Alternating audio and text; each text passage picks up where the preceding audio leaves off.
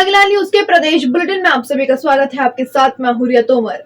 आइए नजर डालते हैं आज की कुछ प्रमुख खबरों पर। मुख्यमंत्री ने क्षेत्रवासियों को दी रक्षाबंधन की शुभकामनाएं। स्कूली छात्राओं ने कोतवाली में जाकर मनाया रक्षाबंधन का पर्व। रक्षाबंधन के उपलक्ष्य में बहनों के लिए होगी निःशुल्क बस यात्रा। नगर निगम में धूमधाम से मनाया गया रक्षाबंधन का पर्व। हरियाणा से उत्तराखंड लाई जा रही हरियाणा मार्का अंग्रेजी शराब की गई बरामद। किच्चा विधायक 20 गाँव को खाली करने को लेकर बैठे धरने पर युवक की चाकू से गोद कर हत्या करने के आरोपी आए पुलिस की गिरफ्त में। भाजपा पर लगा सरकारी मशीनरी का दुरुपयोग करने का आरोप। आवारा पशुओं की संख्या लगातार बढ़ने से पैदा हो रही हैं काफी समस्याएं। अब खबरें विस्तार से। उत्तराखंड के मुख्यमंत्री पुष्कर सिंह धामी अपने 2 दिवसीय भ्रमण कार्यक्रम के तहत अपने गृह क्षेत्र खटीमा पहुंचे, जहां मुख्यमंत्री का हेलीपैड पर एकत्र कार्यकर्ताओं एवं आम जनता ने भव्य स्वागत किया। इसके साथ ही मुख्यमंत्री ने लोहिया हेड गेस्ट हाउस में स्थानीय लोगों से मुलाकात की, साथ ही उन्हें रक्षाबंधन की शुभकामनाएं भी दी। संवाददाता गुरदीप सिंह की रिपोर्ट।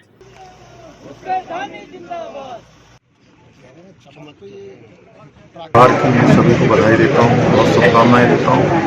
और इस त्यौहार के अवसर पर हमारे देश के यशस्वी प्रधानमंत्री मोदी जी ने जो उज्ज्वला योजना के धारकों के लिए पहले 200 रुपये की जो सब्सिडी मिलती थी उस सब्सिडी को बढ़ाकर 400 रुपये कर दी है। और 400 रुपये करने से 33 करोड़ से भी ज़्यादा लोगों को सीधे सीधे इसका लाभ होने वाला है। और माननीय प्रधानमंत्री जी हमेशा वो काम करते हैं जिससे समाज के अंतिम छोर में खड़े हुए व्यक्ति, अंत्योदय यानी कि अंत में रहने वाले व्यक्ति को लाभ होता है। रक्षाबंधन में उन्होंने देश की बहनों को, देश की मातृशक्ति को बहुत बड़ा उपहार दिया है। मैं उत्तराखंड की देवतुल्य जनता की तरफ से आदरणीय प्रधानमंत्री जी का हृदय से धन्यवाद। जसपुर में जानकी सिंह स्मारक इंटर कॉलेज के छात्राओं ने जसपुर कोतवाली पहुंचकर सभी पुलिस कर्मियों को राखी बांधकर रक्षाबंधन का पर्व मनाया। साथ ही उन्होंने कहा कि काम के चलते अक्सर छुट्टी नहीं मिल पाती, लेकिन उनकी बहनें उनका हाथ सूना नहीं रहने देंगी। संवाददाता दीपक चौहान की रिपोर्ट।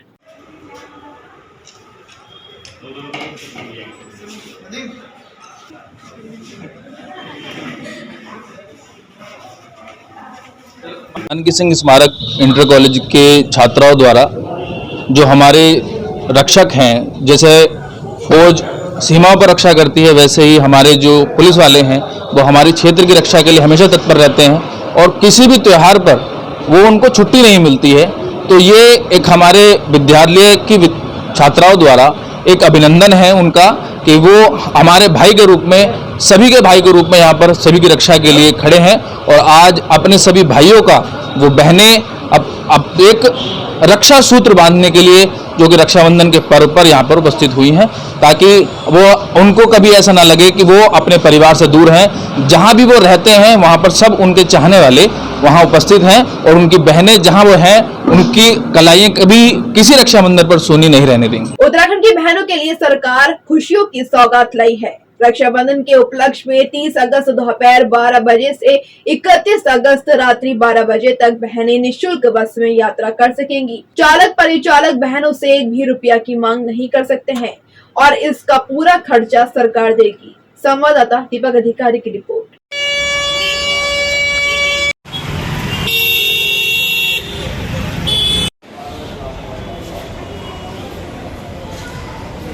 ये अपराह्न 30 तारीख को अपराह्न 12 बजे से लेके 31 तारीख की रात को 12 बजे तक जो है महिलाओं को उत्तराखंड की सीमा के अंदर मुफ्त यात्रा, रक्षाबंधन के उपलक्ष्य में मुफ्त यात्रा कराई जाएगी। इसके लिए हमारे द्वारा पर्याप्त वाहनों की व्यवस्था की गई है और अधिकांश लोकल मार्गों पर उत्तराखंड की सीमा के अंदर वाहनों के फेरे बढ़ा करके अधिक से अधिक सुविधा प्रदान करने की कोशिश कर रहे हैं। क्योंकि चाय तो एक साथ होनी चाहिए, सब लोग एक साथ बैठना ही नहीं चाहते। पापा, try this. लो, सब लपकने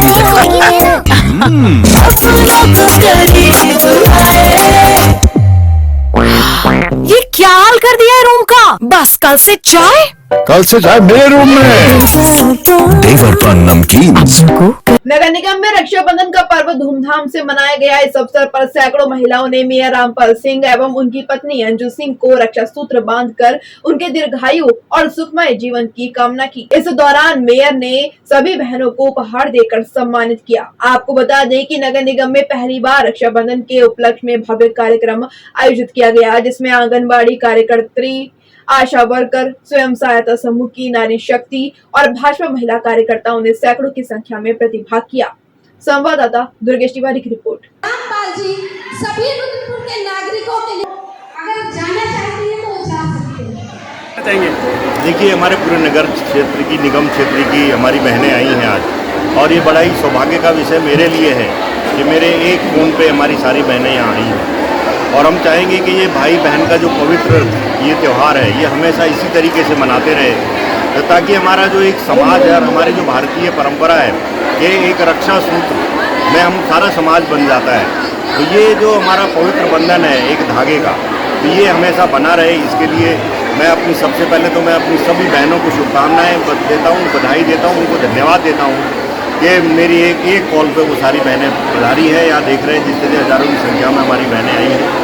उन सबको बहुत बहुत धन्यवाद, बहुत बहुत रक्षाबंधन की शुभकामनाएं। जनपद उधम सिंह नगर के जिला आबकारी अधिकारी के निर्देशन पर आबकारी विभाग की एक विशेष टीम ने बीती रात गदरपुर के मोतीपुर गांव के पास तस्करी कर हरियाणा से ट्रैक्टर ट्रॉली के द्वारा उत्तराखंड लाई जा रही 6.50 लाख रुपए की हरियाणा मार्क अंग्रेजी शराब की बड़ी खेप बरामद की है। आपको बता दें कि अंधेरे का फायदा उठाते हुए शराब तस्कर ट्रैक्टर ट्रॉली छोड़कर भागने में सफल हो गए और ट्रैक्टर में लदी हरियाणा मार्का का 100 पेटी अंग्रेजी शराब की बड़ी खेप को आबकारी विभाग ने अपने कब्जे में ले लिया है, जिसकी बाजार मूल्य की कीमत 6.50 लाख रुपए है। संवाददाता दुर्गेश तिवारी की रिपोर्ट।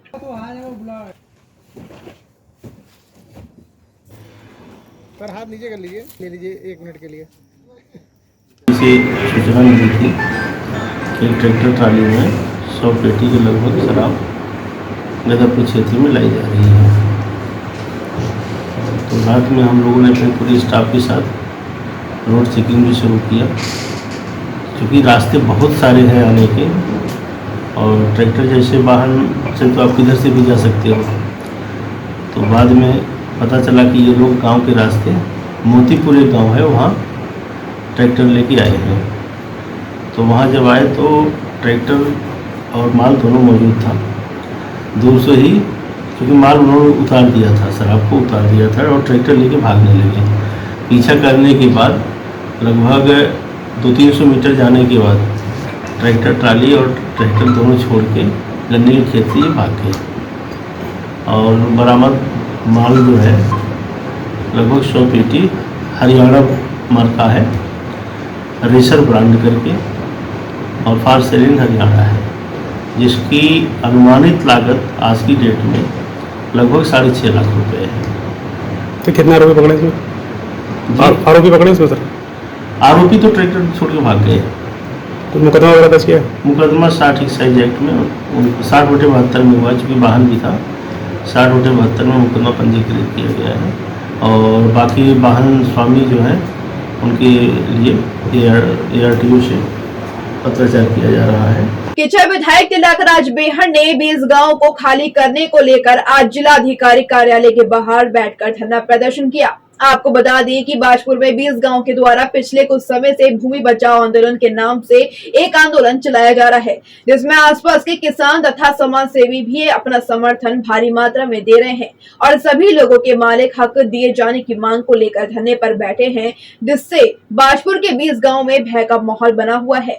संवाददाता दुर्गेश तिवारी की रिपोर्ट। आपको हम राखी बांध रहे हैं कि आप हमारी बात वालों सबकी रक्षा करो।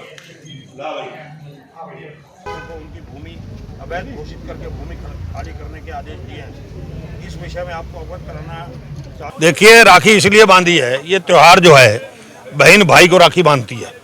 किस लिए बांधती है? रक्षा के लिए, कि मेरी रक्षा करो, मेरी चिंता करो, और जब तक मैं जिंदा हूँ भाई की जिम्मेदारी है मेरी चिंता करना। तो आज हम लोग सारे दुविधा में पड़े हुए हैं, इस तराई के किसान, कि हमारा हर्ष क्या होगा। जो अधिकारी आता है किसानों को चूसता है, जो सरकार आती है किसानों को चूसती है, किसानों के खिलाफ आदेश करती है। राज्य हम लोगों की मदद से बना है, सब लोगों की, तो आज हमने इसलिए कि बाजपुर के अंदर एक आंदोलन चल रहा है, 5000 एकड़ जमीन कहना आसान है, 20 गांव मालिकाना हक छीन लिया गया। मुख्यमंत्री जी भी कह रहे करेंगे, डीएम भी कह रहा करेंगे, कब करेंगे? 1 महीना हो गया। तो आज हमने इसलिए उनको राखी बांधी है कि आप हमारी रक्षा करो, किसानों को आप बचाओ। आदेश जिलाधिकारी को करना है और जिलाधिकारी से हमने रक्षा की मांग की है, किसानों की मदद की मांग की है और रक्षा, इसीलिए हमने उनको राखी बांधी है कि आप हमारी मदद करो और किसानों को बचाओ और इस धर्म को आप निभाओ। जैसे भाई निभाता बहन के साथ, ऐसे आप किसानों के साथ इस धर्म को निभाओ। जनपद उधम सिंह नगर के पंतनगर थाना पुलिस ने युवक की हत्या के मामले का खुलासा किया है। आपको बता दें कि पंतनगर थाना क्षेत्र में 24 अगस्त को युवक की चाकू से गोदकर हत्या करने के बाद शव को संजय वन में फेंक दिया गया था, जिसके बाद मृतक की पहचान यशवंत गौड़ के रूप में हुई थी। पुलिस ने मुक्तेश्वर के रहने वाले 3 आरोपियों को गिरफ्तार किया है। वहीं पूछताछ में पता चला है कि हत्या की वजह 50,000 रुपए का लेन देन था। पुलिस ने तीनों आरोपियों को गिरफ्तार कर न्यायालय समक्ष पेश किया है। संवाददाता दुर्गेश तिवारी की रिपोर्ट।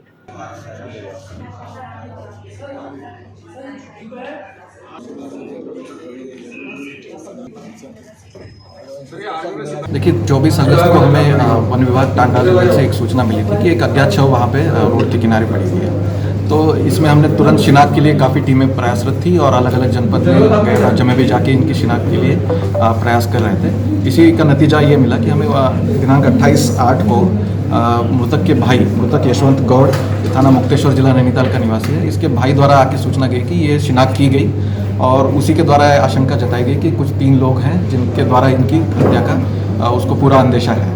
तो इसी क्रम में हमने तुरंत FIR इसमें पंजीकृत की थी 302 और 201 धारा में, और जो 3 मुख्य अभियुक्त थे इनकी गिरफ्तारी के लिए टीमें हमारी लगातार प्रयासरत थी। तो एक दिन के पहले, मतलब 24 घंटे के अंदर, 21 घंटे के अंदर हमने जो है 3 मुख्य अभियुक्त गौरव सिंह बिष्ट, संजय सिंह और मुदित गौड़, ये तीनों मुक्तेश्वर थाना जिला नैनीताल के निवासी हैं, इनको गिरफ्तार कर लिया है। इनके कब्जे से हमने एक स्विफ्ट कार और एक घटना में प्रयुक्त चाकू, ये दोनों बरामद किए हैं। इसमें गौरव सिंह बिष्ट जो है, इसका आपराधिक इतिहास भी है, सामने आया है और भी इसकी जानकारी की जा रही है। तो ये पूरी कार्रवाई के लिए और घटना का शीघ्र अनावरण करने के लिए मैं SP सिटी, CO सिटी और थाना पंतनगर की पूरी टीम को बहुत बहुत बधाई देता हूँ। सर कारण क्या था हत्या का? घटना जो अभियुक्त की पूछताछ की गई उसमें ये सामने आया है कि इसने जो बताया है कि पैसों का लेन देन था इन दोनों में। अभियुक्त ने जो इसको पैसे दिए थे तो इसने पैसे उसके लेकर एक नोकझोंक हुई और इसी के लिए आवेश में आके उसने उसको हत्या कर दी। क्योंकि चाय तो एक साथ होनी चाहिए, सब लोग एक साथ बैठना ही नहीं चाहते।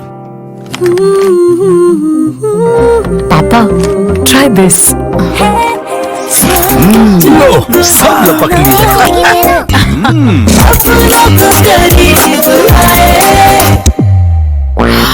ये क्या हाल कर दिया है रूम का? बस कल से चाय मेरे रूम में। देवर पर नमकीन। बागेश्वर उपचुनाव को लेकर कांग्रेस की मुख्य प्रदेश प्रवक्ता गरिमा दसौनी ने सत्ताधारी दल भाजपा पर सरकारी मशीनरी का दुरुपयोग करने का आरोप लगाया है। आपको बता दें कि कांग्रेस प्रवक्ता ने कहा कि जिला प्रशासन के माध्यम से सत्ताधारी दल इस चुनाव में सरकारी मशीनरी का दुरुपयोग कर रहा है और विपक्षी दलों की आवाज को दबाने का काम किया जा रहा है। संवाददाता सुनील राज की रिपोर्ट। ये देखिए, तूने देखा क्या नाम है? देखिए, बेसिकली आज का जो हमारा मुद्दा था वो था बागेश्वर उपचुनाव में सत्ताधारी दल के द्वारा सरकारी मशीनरी के दुरुपयोग को लेकर। वहाँ कांग्रेस के पोस्टर बैनर आधे घंटे के अंदर फाड़ दिए जा रहे हैं, वहाँ हमारी गाड़ियों का चालान बेवजह कराया जा रहा है, वहाँ हमारे प्राइवेट कार में अगर हमारे 4 युवा या 4 महिलाएं भी प्रचार के लिए निकल रही हैं तो उनके गले में यदि पटका है तो परमिशन मांगा जा रहा है कि परमिशन कहाँ है। उसके अलावा वहाँ पत्रकार बंधुओं के साथ जो किया जा रहा है वो अपने आप में निंदनीय है, भर्त्सनीय है। बागेश्वर के बाहर के कोई भी पत्रकार बागेश्वर उपचुनाव को कवर नहीं कर सकते, ये DM साहिबा का मैंने बयान अभी सुना। और उसके अलावा पत्रकार वार्ता को बिना सूचना विभाग के संस्तुति के पत्रकार कवर नहीं कर पाएंगे, उनको परमिशन दिखानी होगी। ये एक नया निजाम देखने को मिल रहा है। और हमारे ये 2 कार्यकर्ता जो हैं, एक का नाम है भुवन फरसवान और दूसरे का भीम कुमार, ये युवा कांग्रेस के हमारे पदाधिकारी हैं। इनको धारा 107, 116 में शांति भंग का नोटिस मिल चुका है और कहीं ना कहीं कार्यकर्ताओं के मनोबल को तोड़ने वाला ये दुस्साहस लग रहा है कि सीमित संसाधन में हमारा कार्यकर्ता जो वहाँ पर कार्य कर रहा है, और क्योंकि वहां कांग्रेस आज की तारीख में भी बहुत मजबूत स्थिति में है, इसलिए पुष्कर सिंह धामी सरकार को अपनी कुर्सी खिसकती हुई दिख रही है, अपनी सियासी जमीन खिसकती हुई दिख रही है। पिछले सालों साल से चंदन रामदास वहां के विधायक रहे, लेकिन उस क्षेत्र का विकास नहीं हो पाया, और बागेश्वर की जनता इस वक्त परिवर्तन का मन बना चुकी है, और उसके मद्देनजर साम दाम दंड भेद, दमनकारी नीति, तानाशाही या पूरी तरह से दोहन उत्पीड़न वहां पर हो रहा है विपक्ष का। ये बात लेकर आपके सामने आनी थी। पिछले दिनों बॉबी पवार का प्रकरण देखा, लेकिन अब कांग्रेस कार्यकर्ताओं को भी लगातार प्रताड़ित किया जा रहा है। ये आपके मद्देनजर मैंने कुछ बातें रखनी थी। कांग्रेस द्वारा भारतीय जनता पार्टी पर यह आरोप लगाना कि वे बागेश्वर उपचुनाव में सरकारी मशीनरी का प्रयोग कर रहे हैं, उसके द्वारा अपनी हार को स्वीकार करना है, क्योंकि कांग्रेस में भारी हताशा है। वैसे कांग्रेस उसी दिन चुनाव हार गई थी जब उन्हें बागेश्वर में अपनी पार्टी का कोई कार्यकर्ता प्रत्याशी के रूप में नहीं मिला, और उन्होंने अपने ही गठबंधन के एक सहयोगी आम आदमी पार्टी के ही नेता को वहां से चुपचाप लेकर अपना प्रत्याशी घोषित कर दिया। अब यदि कांग्रेस को कोई शिकायत है सरकारी मशीनरी के प्रयोग की, तो उसे चुनाव आयोग की मशीनरी को अपनी शिकायत करनी चाहिए। केवल बयानबाजी से यही सिद्ध होता है कि कांग्रेस अपनी हार को स्वीकार कर रही है, और ये हार सामान्य नहीं है, बल्कि बहुत बड़ी हार होने वाली है, और उनके प्रत्याशी की जमानत तक जब्त होने जा रही है। तो इन सारी परिस्थितियों में बागेश्वर की जनता एक बार फिर भारतीय जनता पार्टी पर विश्वास व्यक्त करेगी, और श्री चंदन रामदास जी के द्वारा जो कार्य किए गए हैं उनको पूरा करने की जिम्मेदारी जो है फिर भारतीय जनता पार्टी पर सौंपी जाएगी, ये हमें पूरा विश्वास है। पशुपालन मंत्री सौरभ हुगड़ा ने मीडिया को जानकारी देते हुए बताया कि आवारा पशुओं की संख्या लगातार बढ़ती जा रही है, जिससे काफी समस्याएं पैदा होती हैं। एक आंकड़ों के मुताबिक लगभग पूरे प्रदेश में 25,000 ऐसे आवारा पशु हैं जो सड़कों पर भटक रहे हैं। उन्होंने बताया कि मुख्यमंत्री की पहल की वजह से कई सरकारी भूमि को डीएम के माध्यम से आवारा पशुओं के लिए चयनित किया गया है। संवाददाता सुनील राज की रिपोर्ट।